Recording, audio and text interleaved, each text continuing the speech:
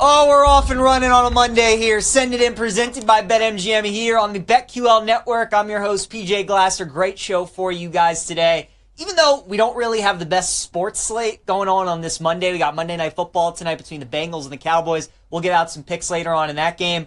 Really not much college hoops action, not much NBA, NHL. It's a quiet night, so it's a great day to talk some futures. Obviously, we had the big Juan Soto news drop late last night, but we're looking at the college football playoff today. We're looking at my top 10 teams in college basketball, and it's a Monday. We're also previewing NFL Week 15, looking at some games that I would bet right now. Also looking at some bowl games that I would bet right now as well. It's going to be a great show over the next 30 minutes. Make sure any questions, comments that you guys have, you let us know. You can go to twitch.tv/BetQL, YouTube /Odyssey Sports. Send them in. We'll try and get to as many questions as we can. And if you miss any part of the show, no sweat. We got you covered with the Send It In podcast, available wherever you get your podcast. Make sure you check that out. Also, we'll drop the YouTube link as well. Let's get this show going. Glasses in session. Let's kick things off with a little playoff Peej. And we have been waiting for the 12-team playoff all year. Been waiting for the bracket, and we finally have it. We got Ohio State and Tennessee in the 8-9 matchup in the first round.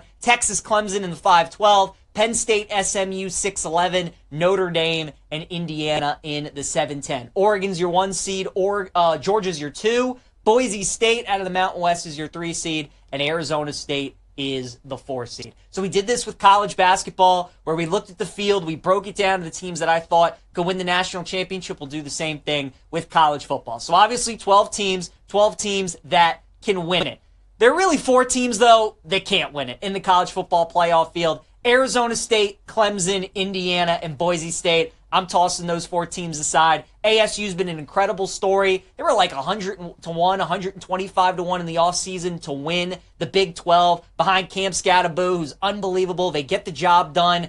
Kenny Dillingham, great young coach. ASU, incredible season. Great for them for getting the bye into the quarterfinals. But ASU, no threat to win the national championship at 50-1. Clemson, yes, it's Clemson. Yes, it's Dabo Swinney, who's won the national championship twice. But this is a 3-loss team. And you look at Clemson and the good teams that they've played this year in the regular season. They got whooped by Georgia, whooped by Louisville, and lost to South Carolina at home. And they nearly had a fourth quarter collapse against SMU. I don't think Clemson has what it takes to beat all these good teams on the way to the national title, so we'll throw them out as well at 50-1. Then we got Indiana, an incredible story. I'll be rooting for the Hoosiers because I love a good underdog, but as we saw against Ohio State, they just have no room for error. They have to execute perfect game plan game after game, especially if they want to beat Notre Dame, and then they want to beat Georgia on top of that. If they want to make a deep run, they're going to have to play perfect football. Just don't think Indiana's going to be able to do it, so we'll toss the Hoosiers aside at 40-1. And then finally, Boise State as well at 60-1. Genty's the best running back in America, him and Scatterbo from Arizona State. I think Boise's a little overrated, though. You know, their best talking point this year that the committee loved them so much was their 3-point loss to Oregon, but that's when it was all the way back in week 2, and the Ducks were nowhere near the team then that they are now. Their defense is very suspect. They go up against a team that can stop the run and can move the ball on offense. I think Boise's going to have some issues. So Boise State, ASU, Clemson, Indiana, throw those teams aside. We're down to 8 teams that can win the national championship. Next up, teams that it ain't looking good, Tennessee and SMU. Now, the Vols are interesting because I think on paper and talent-wise, Tennessee is potentially good enough to win the whole thing. If they were on the bottom half of the bracket, they could be an interesting sleeper, but just a brutal draw. I mean, their first game's at Ohio State in Columbus. That's going to be brutal. Oh, if you win that, have fun with Oregon. And then, oh, if you win that, you're likely going to get Texas in the semifinals. I just think it's too much of a gauntlet for Tennessee. It's a reason why they're 25-1. I'm throwing the Vols out. And then SMU. Obviously, last team into the field. They get the nod over Alabama. Now, I think SMU is going to present some challenges for Penn State. We see this all the time in March Madness, and we've seen it already in the college football playoff era when it was at 4 teams. These teams that are like the last teams in, those bubble teams that the committee puts in, whether it's in college hoops or college football, they tend to play pretty well. And I think SMU is going to prove the committee right. I think they're going to put up a good challenge against Penn State. So I like SMU potentially as an upset against Penn State, maybe even to beat Boise State as well. As for a national championship, though, we're throwing out SMU and we're throwing out Tennessee. We're down to 6 teams left. Penn State, you can throw them out as well. Penn State's in their own category because they have the talent to get it done. The path and the draw is very favorable, but James Franklin has beaten one top 5 team since he's been the head coach at Penn State. So what makes you think that he's going to win 3 straight games, 4 straight games against top 10 teams to win a national title? I just don't think it's going to happen. Penn State, good, a lot of talent, good defense. Drew Aller played awesome against Oregon. At the end of the day, no way I can trust James Franklin to win 4 big games in a row. Penn State, we throw them out. 5 teams, folks. Only 5 teams that can win the national championship this year in college football. We're looking at Oregon, Texas, Georgia, Ohio State, and Notre Dame. Those are the 5 teams. If you're placing a futures bet, those are the teams that you should look at. And of those 5, the first team that I'm throwing out is going to be Georgia at plus 375. We got some breaking news today that Carson Beck has a UCL injury, the same injury that Brock Purdy had a couple of years ago in the NFC Championship game against the Eagles.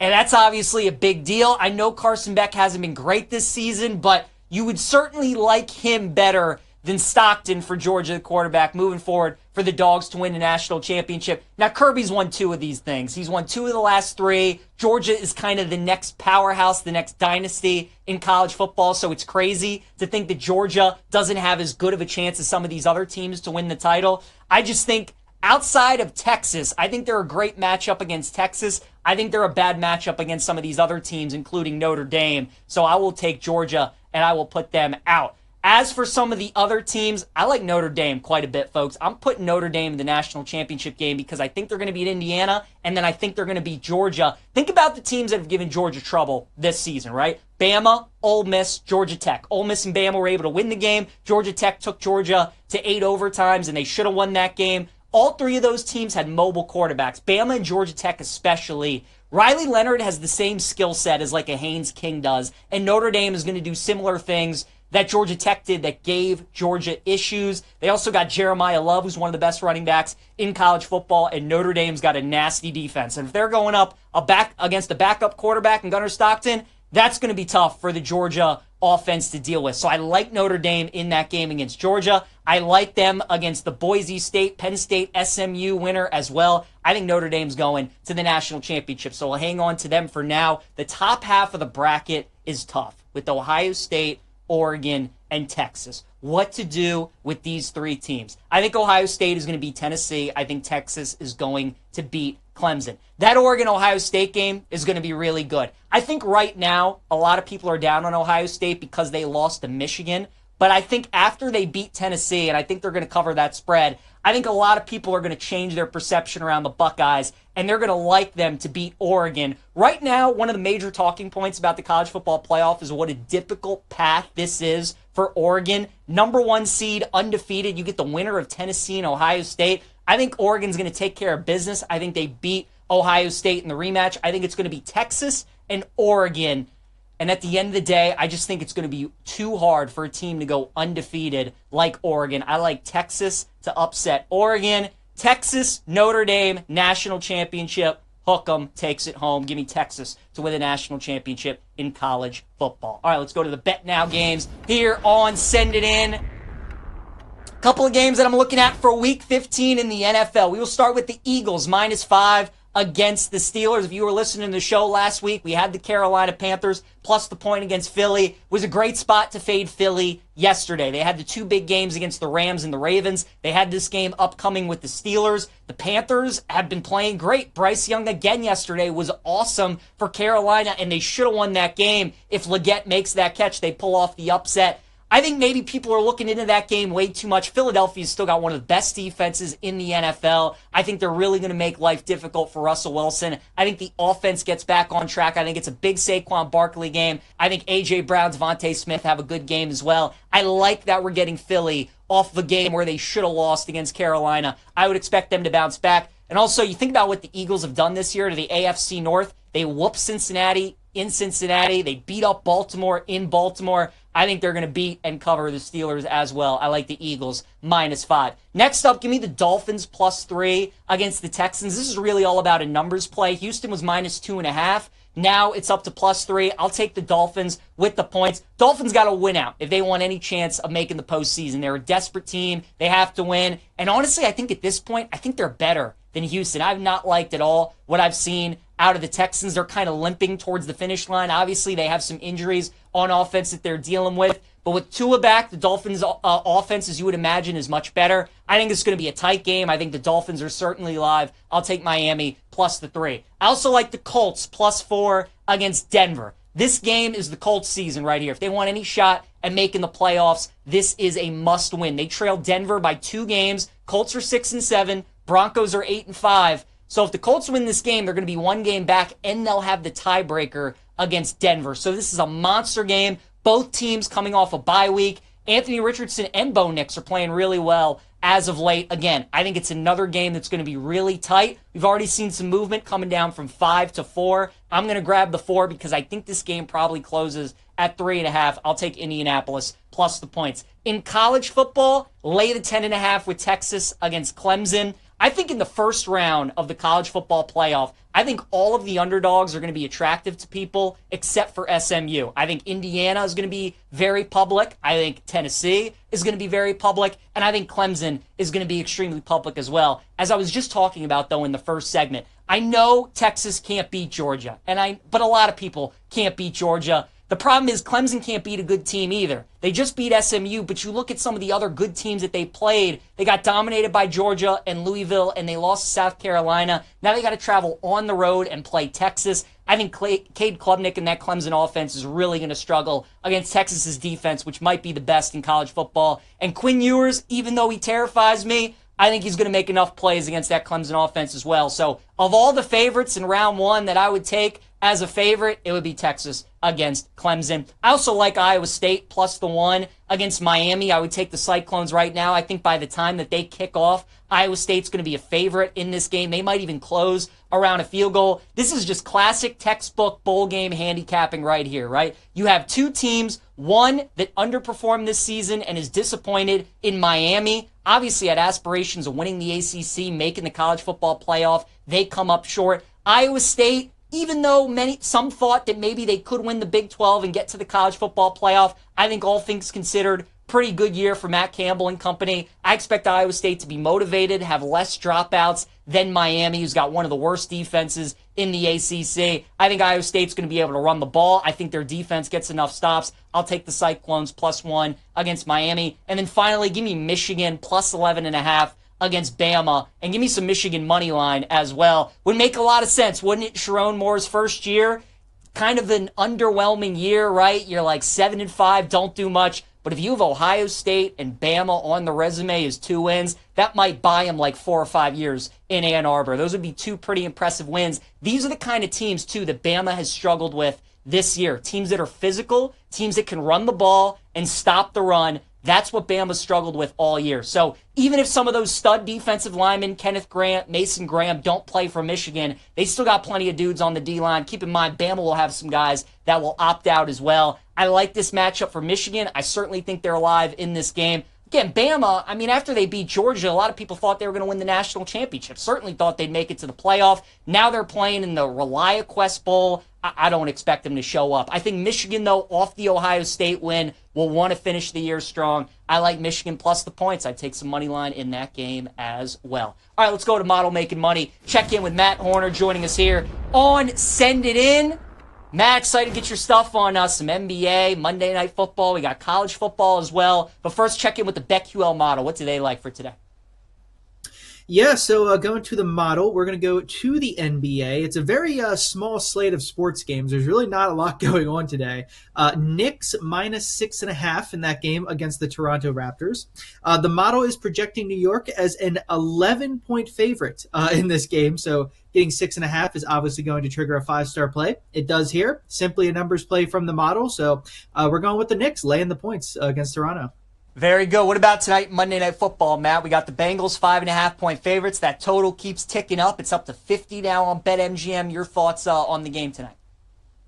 Yeah, that's not shocking at all. You take a look at the Bengals offense and the games they've been involved in over the last 5 games. It's like averaging 66.7 points in their last 5 games combined in their games. It's pretty insane. Their offense is crazy good. Joe Burrow would be an MVP favorite if they didn't lose constantly because their defense is such an embarrassment. But for me tonight, I'm going to be taking the Cowboys plus 5.5. 80% of the handle is on the Bengals, which again isn't shocking. You got Joe Burrow against Cooper Rush. Who's going to be lining up to take the Cowboys and Cooper Rush? Probably not too many people. And again, I'm going to wait because all the tickets, all the money, 75% of the handles on the over. It's going to get even more as we get closer to game time. I'm going to see how high we can get this line to get to. And then I'm going to take the under because as always, primetime island game, the under is going to be needed. And of course, with the Bengals being involved, a team that is just involved in every high-scoring game you could imagine, everybody's going to like the over. So give me the under at the best number possible later towards game time. Right now, it's at 50. Might be able to sneak a 51, maybe even 52 if we get a lot of money in there. Yeah, definitely wait. If you like the under in the game, just wait until kickoff. That thing might continue to go up. What about the NBA, Matt? You mentioned what the BetQL model likes for today. Not really too many games. Anything that you like on the NBA slate? Yeah, so for the game tonight, there was one prop I'm looking at here. It's Mikal Bridges under 7.5 rebounds plus assists, the combo stat there. He's averaging 3.4 assists and 3.6 rebounds per game. He's gone under this line of 7.5 in nearly 60% of his games this year. And I just think that is a little too high. It should probably be more like 6.5. So at 7.5, I'm going to take the under. It's moved quite a bit. It was minus 120. Now it's about minus 140 at a lot of places. So I don't know if you want to pay that juice, but I think it's a winner. So Mikal Bridges under 7.5 rebounds plus assists. All right, Matt, let's talk college football playoff. We got the 12-team bracket all ready to go. We got our first-round matchups. Any bets that stick out to you in that first round, any of those first 4 games that we have? Yeah, so 2 things I've already placed here, and it's funny because they're basically on the opposite sides of the same game. So straight wager, I played Indiana plus 7.5, which I know is probably going to be pretty public because nobody is going to want to lay points with the Irish because we don't play anybody, right? The Irish, we don't have a conference. Everybody hates us, blah, blah, blah, whatever. But Indiana plus 7.5, I think it's just too many points. I'm a Notre Dame fan. I've watched us all year in every single game. I honestly believe we don't play as well at home in South Bend. Like every game I watch, I swear they play so much better on the road when there's more adversity than we play at South Bend. And I think 7.5 is just too many points. However, I also took Notre Dame on the money line because I think we're going to win the game. I just don't know if it's going to be by more than a touchdown. And I combined Notre Dame's money line with Army money line against Navy. I like Army quite a bit in that in the game between the what am I looking for? Service Academy. Academy. That's the words I'm looking for. I like Army a lot in that game against Navy. So I took Army's money line and combined it with Notre Dame's money line. That'll get you around even money right there, which I find to be quite good in terms of value. So give me Notre Dame money line, give me Army money line as a parlay, but give me Indiana plus 7.5. I just think that's too many points to be laying with the Irish in South Bend. I think that's a great call. Taking Army on the money line this week, parlaying it with maybe one of the favorites that you like in any of the first-round matchups. I think that's a good look. And if Notre Dame wins by 7 or less, Matt, you'll be a happy man. Cash in a bunch of tickets there. Any picks to win the national title? I think it's so interesting, right? With this Carson Beck injury now, feels like Georgia is a little more vulnerable, certainly. And then the top half of the bracket, Ohio State, Oregon, Texas. Like, you can make a case for a bunch of different teams. Any teams that maybe you like to win the national championship? Yeah, well, I talked last week about Notre Dame. I quite liked them at around 8-1 odds or so, and I still do. I still think they've got a pretty good path to the national championship. Don't know if we're going to win it, but I think there's some value there, obviously, at that number. I'm also looking at the chalk here. BetMGM, a lot of these sports books, they're all going to need the chalk to win the national title. A lot of people might be surprised by this, but it's actually usually what they need. You looked at baseball, the Dodgers and the Yankees, they loved that World Series. It's because the odds for a lot of these teams have never been that like high that there Right. hasn't been tons of value in them all year, so they don't get tons of handle. So maybe looking at a Texas, like you were just talking about, Texas versus Notre Dame. I think that's extremely realistic to happen for the national title game. So yeah, Texas, Oregon, Notre Dame. I'd say those three right there are probably my favorite wagers. Very good. And then, Matt, before I let you go, real quick, any thoughts on Week 15 in the NFL? Any games that jumped out at you early in the week? Yeah, you picked two of them. Eagles -5 going up against the Steelers. People are going to want to take the points there, especially with how the Eagles probably should have lost to the Panthers. But give me the Eagles -5. I think they get a big win there. Colts +4. I'm just always looking to fade Bo Nix and the Broncos because the public absolutely loves Bo Nix and they absolutely love the Broncos. And they don't really care much for Anthony Richardson. So give me the +4 with the Colts there.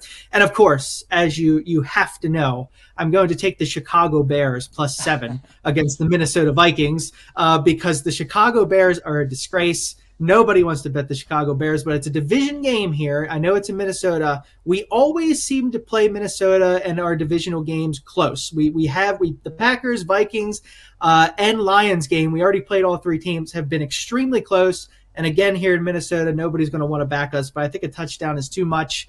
And plus, it's not a Sunday. It's not a Sunday, and we're on the road. We actually might have a chance. So give me the Bears +7.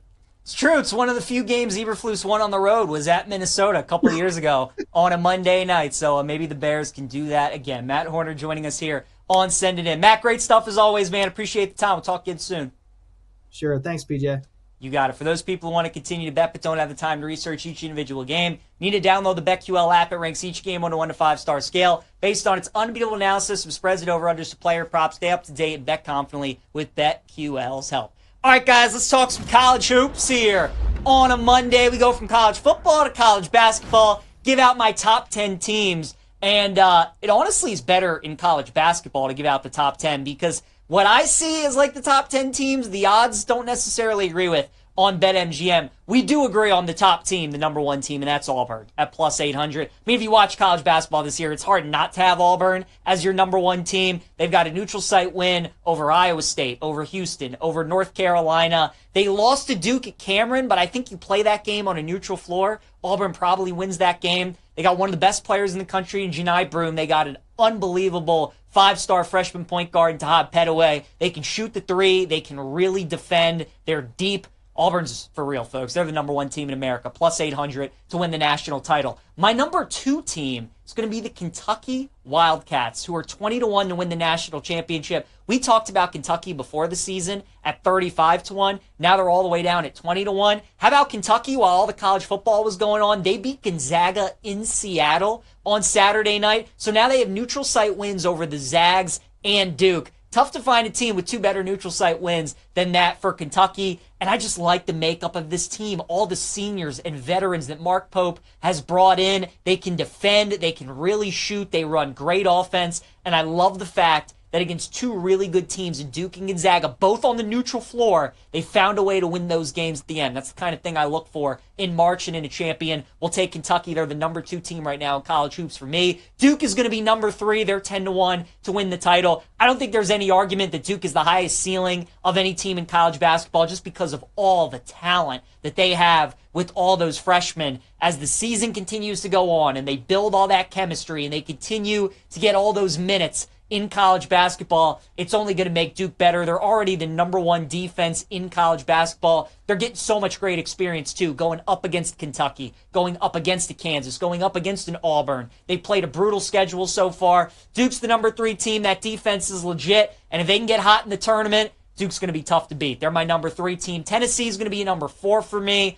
Look, it just feels like the same old Rick Barnes team, right? Tennessee's a hell of a defensive team. They're number two according to Ken Pom. They're number 9 offensively.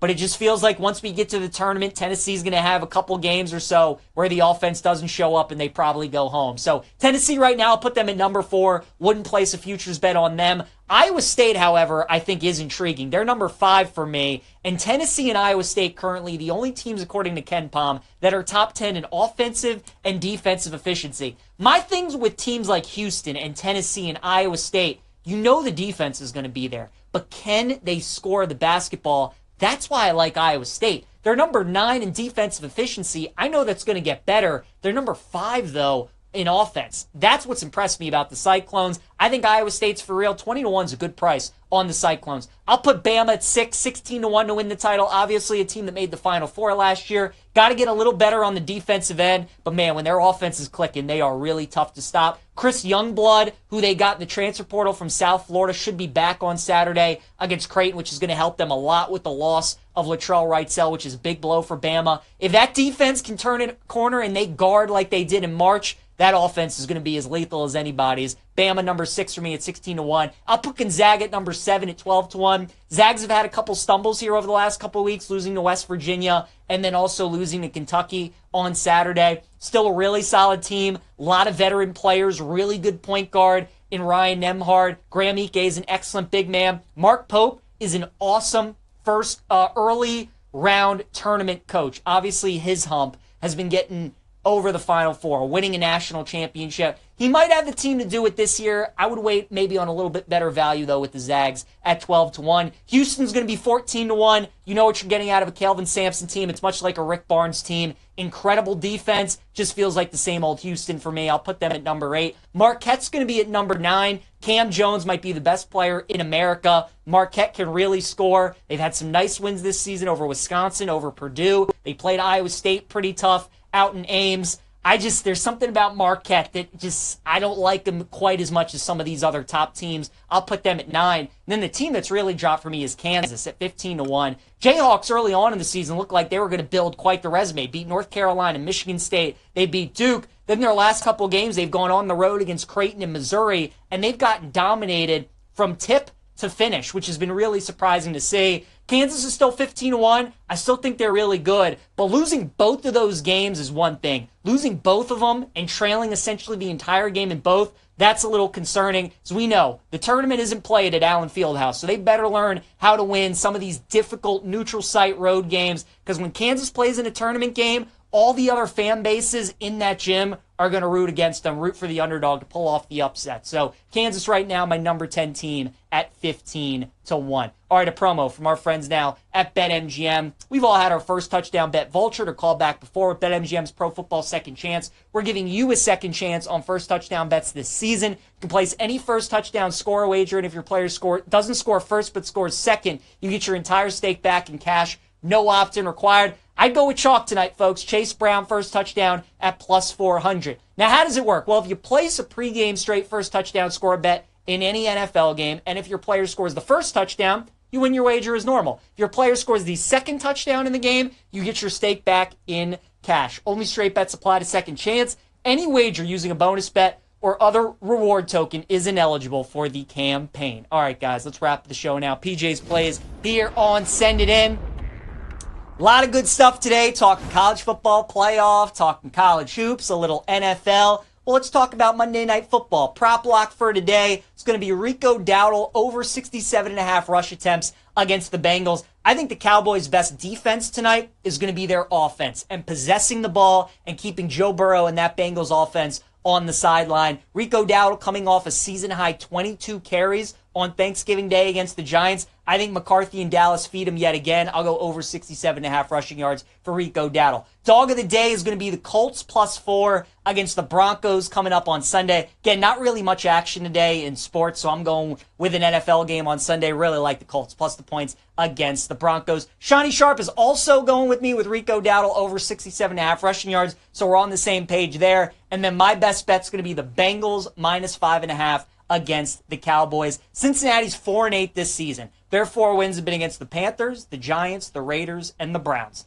They beat up on the bad teams, and they've covered all of those games as well. It makes sense. Cincinnati's got an incredible offense, and when they go up against bad teams, those bad teams can't score with them. They can't take advantage of the bad defenses. We know Dallas is not a good team this year. They've been getting smacked by a lot of people at home. I'll take the Bengals minus 5.5 tonight against Dallas. Once again, Rico Dowdle's our prop lock over 67.5 rushing yards. Give me Colts plus 4 as our dog of the day, and the Bengals minus 5.5 tonight, our best bet against the Cowboys. Thanks to Matt Horner for joining us. Appreciate you guys tuning in. A lot of college football, college hoops talk coming up on the show this week. We will see you tomorrow.